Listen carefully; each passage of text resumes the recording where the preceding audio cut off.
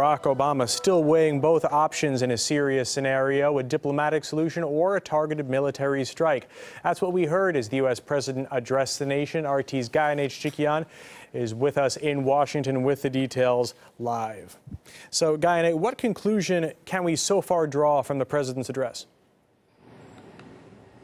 Well, Matt, we saw President Obama engaged in verbal acrobatics with a message that many Americans will find very confusing. He was forcefully pushing the idea that the strikes against Syria are necessary, asking the American people to support him. At the same time, he was saying, well, maybe they will not be necessary and maybe diplomacy can work. He was referring to Russia's proposal for Syria to give up its chemical weapons. Take a listen.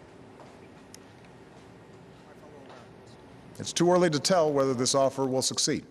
And any agreement must verify that the Assad regime keeps its commitments. But this initiative has the potential to remove the threat of chemical weapons without the use of force, particularly because Russia is one of Assad's strongest allies. I have therefore asked the leaders of Congress to postpone a vote to authorize the use of force while we pursue this diplomatic path.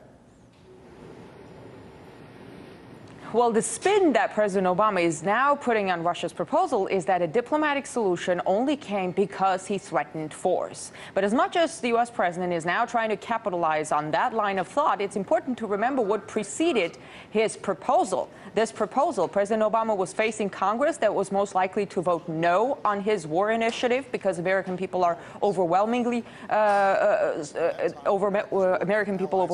oppose military action against Syria, and they've bombarded their representatives with calls demanding that they vote no. So he had Congress, the American people against him on that. The EU was not going along. The UN has been against such unilateral action. Given all this, many saw that this diplomatic opening was a life raft for President Obama, who, with his military threats, has basically boxed himself into a corner. We heard calls to strip him of the Nobel Peace Prize for not showing enough initiative to find a diplomatic solution. Well, now the administration is saying Secretary Kerry's dismissive remark on Monday, you remember, which Russia picked up on, was not really a rhetorical gaffe, and that there was some strategy behind it.